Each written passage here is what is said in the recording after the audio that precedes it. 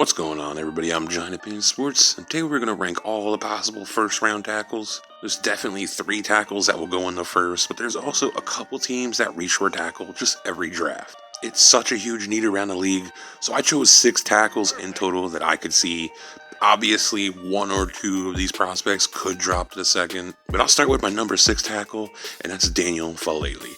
This is a massive man. Now, there's going to be huge interest in him because of just his size alone, especially when we've seen the emergence of players, under the radar like Jordan Mailata. It is hard work just to move around these mammoth tackles, and it's definitely a huge advantage. Faalele has excellent length as well, 35-inch arms. That will be also a huge advantage for him. He shows great power through his entire body, so size, length, and power will be a great foundation for Faalele. You won't have much success trying to bull rush him, pure and simple. It's probably the faster pass rushers that he'll have trouble with, and that's where mechanics become paramount, and Faalele still has a lot of work to do in that department. He's very clunky at times. I also see him overset as well, which exposes his inside. He's gonna have to perfect his hand play and initial punch to counter them fast edge guys. I'm willing to bet on his natural physical traits though. Maybe he can slim down a bit and improve his just overall movement speed.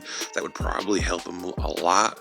I'm not a huge fan of taking him in the first round, but I could see a team just get desperate and snatch him up way too early.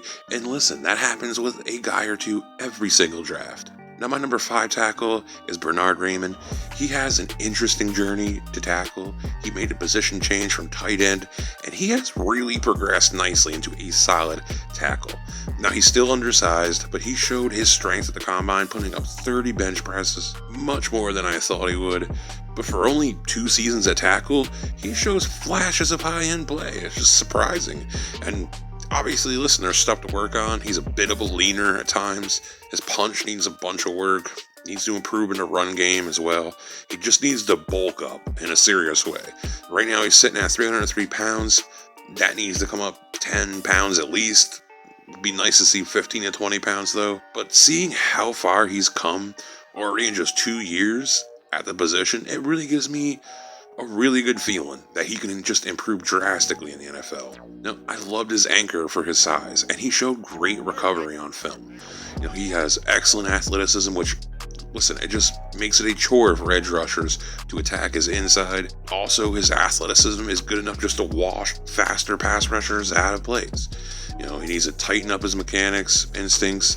He can just be very effective pass protector. Definitely worth an end of the first or second round pick. Now, my number 4 tackle is Trevor Penning. He's definitely a boom or bust prospect, but someone will take a chance with him. This is a big, strong kid that plays with an attitude. He has a pissed off demeanor.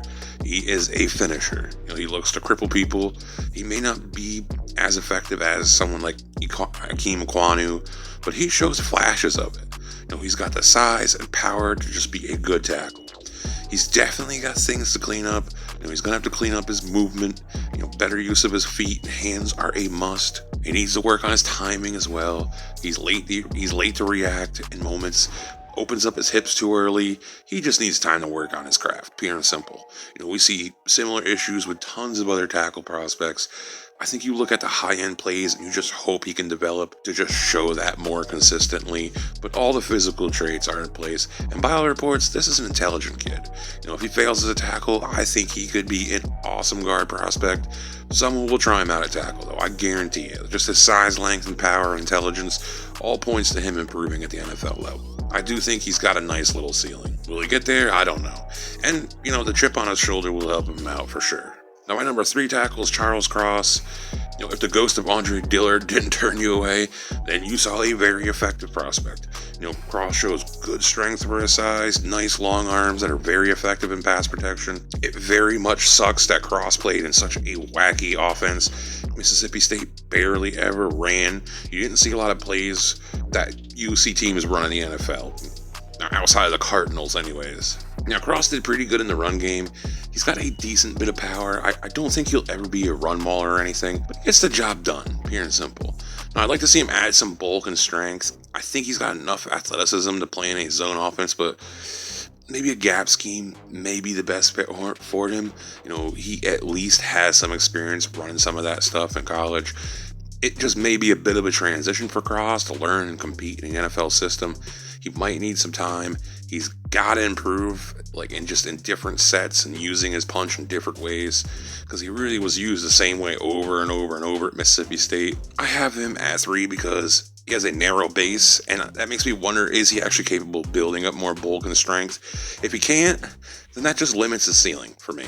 I like a lot of his tools, though. Even at the moment, I think he can develop into a rock-solid tackle. He's got to clean up some minor things here and there, but I wouldn't mind starting him day one, unlike some of these other guys that, might need more time.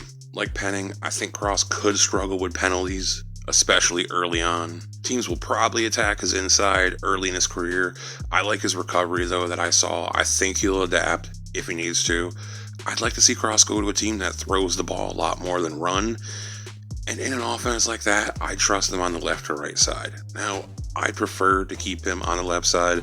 It might help him transition a little bit quicker to the NFL. And honestly, he's kind of earned the right to be a left tackle. Now, the next two guys are neck and neck. You could flip a coin. Both have tremendous ceilings for different reasons and traits. Now, my number 2 tackle is Ikem Ekwonu. I know he's moved up people's boards tremendously, and more fans are probably on the Ekwonu train, more than any other prospect. Forget about tackles. And I get it. This kid is a badass. He tries to kill people on the field. His run blocking is second to none. He's always going to give you that. He's a high effort guy. If he was drafted to be a guard, I'd probably have him the highest rated player in his draft. But to me, pass blocking is the biggest factor on tackles. It is not the 1980s anymore. Every team has unworldly athletic edge rushers. I'm not saying Ekwonu is a bad pass protector. He has the length and physical traits to flourish, but he doesn't trust his own athleticism. He regularly oversets, and that'll lead to him giving up plays to his inside. He has to trust himself more and obviously improve on his mechanics. He must improve his hands and feet, for his pass protection, or, a lot of these issues that we've seen him will just continue. The number one thing that must improve is just his punch and timing. His aggressiveness needs to be more controlled. I love the aggression, but it leads to plays where he's lunging and just putting himself out of place pretty much. I saw him take himself out of way too many plays. He tends to stop his feet when he's throwing them big punches. So if he doesn't land the punch how he wants, he gives the defender a lane. Coaching should be very good for him. These are correctable issues because the athleticism is there, and you get the flashes of the good. His length and power is there to overcome most of these issues. I think he's going to have a very similar rookie year that we saw from Andrew Thomas. His second year will be where I start to seriously criticize him if some of this stuff isn't cleared up. A good indicator he'll improve in the NFL is we saw improvement this past season. And by all reports, this is a great locker room guy. I think Ekwonu was built for that kind of zone offenses we're seeing nowadays. So I want to see him land somewhere. They're running that type of offense. But the sky is the limit for him. Day one, he's going to be a force in the run game. I'm going to be patient with the pass protection, in that department.